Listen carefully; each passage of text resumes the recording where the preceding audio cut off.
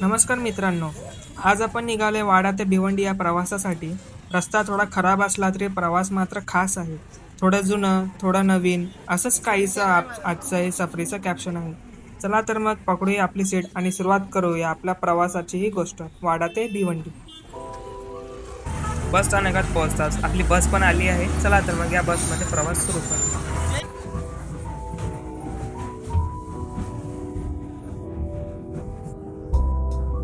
या सीटवर बसून घेऊ आपण. पालघर मुरबाड पालघर आगाराची बस आहे. अशा रीतीने आपला प्रवास सुरू झालेला आहे.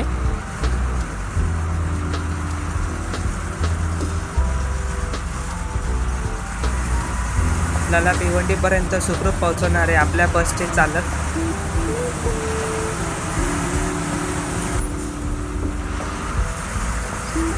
आपली बस पोहोचली आहे आता खंडेश्वरी नाका येथे आणि आपण वाडा शहराच्या बाहेर येत आहोत. गांद्रा येथे लागलेली छोटीशी ट्रॅफिक ही आहे वाडा डेपोची शहापूर वाडा बस. आज उशिराने धावते. वैतरणा नदी. आपल्या बसचा पहिला स्टॉप शिरीषपाडा.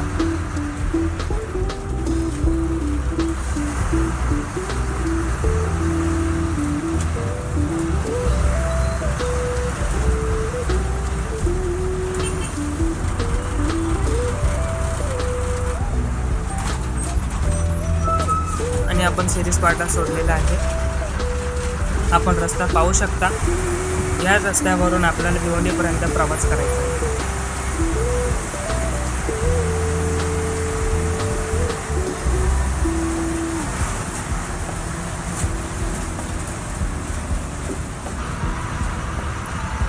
नेरळीला पोहोचलो आपण.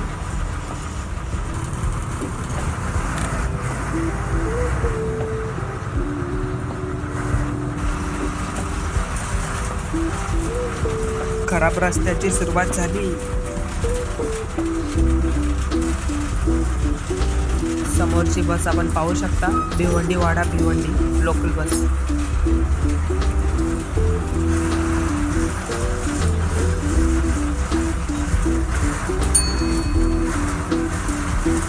Khupri bus stop.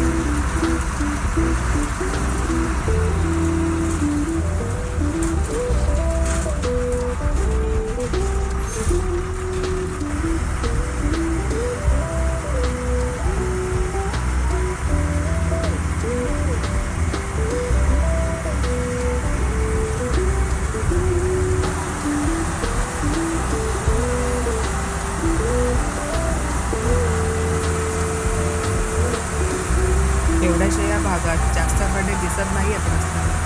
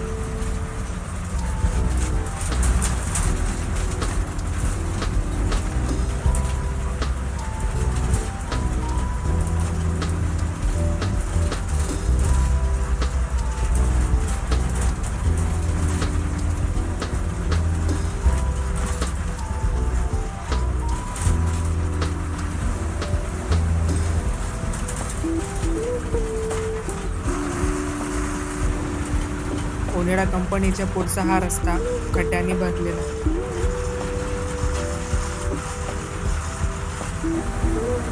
या कुडूस गावात कधी पण या, ट्रॅफिक असतेच.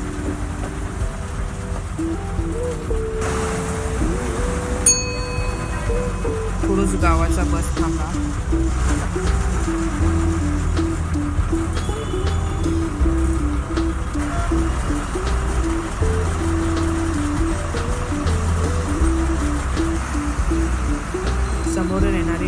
रोड लालपरी बोईसर आगाराचा एक्सटेंड केलेला मार्ग मायंबा बोईसर. रस्ते खराब आणि त्यात एवढी ट्रॅफिक. या गावातून निघायला 5-10 मिनिटं लागतात.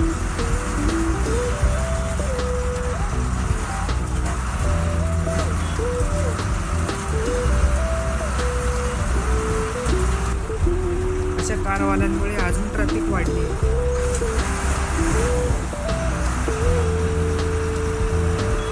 वाडा आगाराचा वन डे रिटर्न मार्ग स्वारगेट ठाणे वाडा. अंबाडी येथे पोहोचलोय आपण.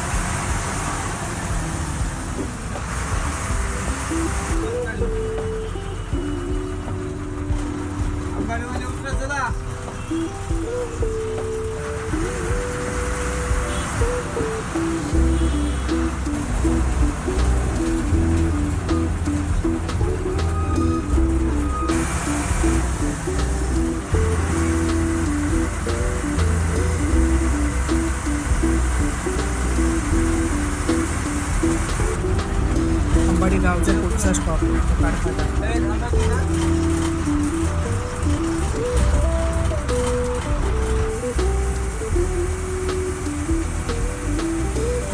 नुसते खड्डे आहेत या रस्त्यावर. बसची स्पीड जराशी वाढली की दुसरा खड्डा येतोच बसची स्पीड कमी करायला.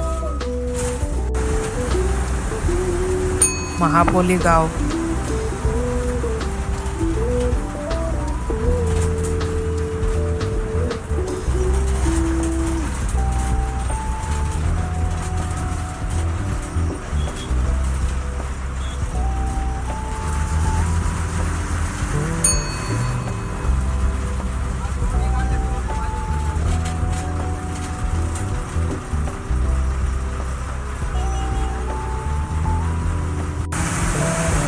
समोरून येणाऱ्या वाहनांचा प्रकाश एवढा आहे की स्पष्ट रस्ता दिसत नाही. मानलं पाहिजे चालक बांधवांना. या अशा परिस्थितीत पण आपली बस सुरक्षित चालवतात.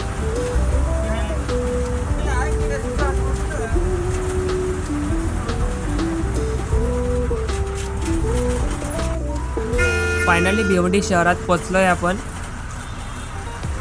जर तुम्हाला माहीत असेल की हा ठिकाण कोणतं आहे तर कमेंटमध्ये नक्की सांगा.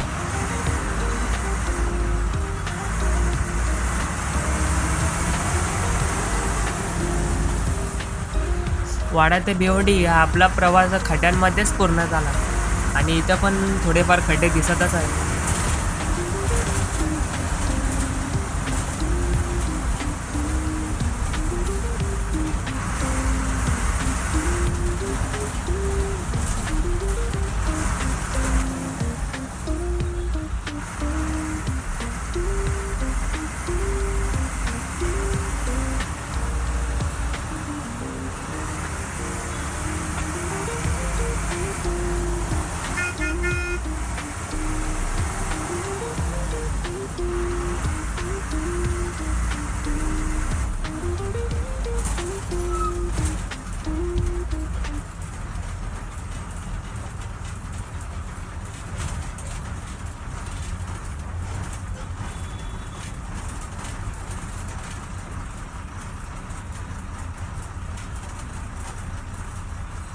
भिवंडी शहरामध्ये जास्त ट्रॅफिक हा रिक्षावाल्यांमुळेच होते.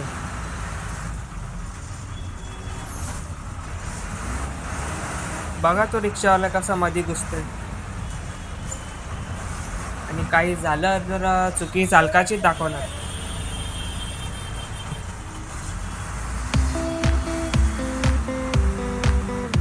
आणि फायनली भिवंडी आगाराच्या बस स्थानकात एंट्री केली आपल्या बसने. अंधार असल्यामुळे स्पष्ट काही दिसत नाही.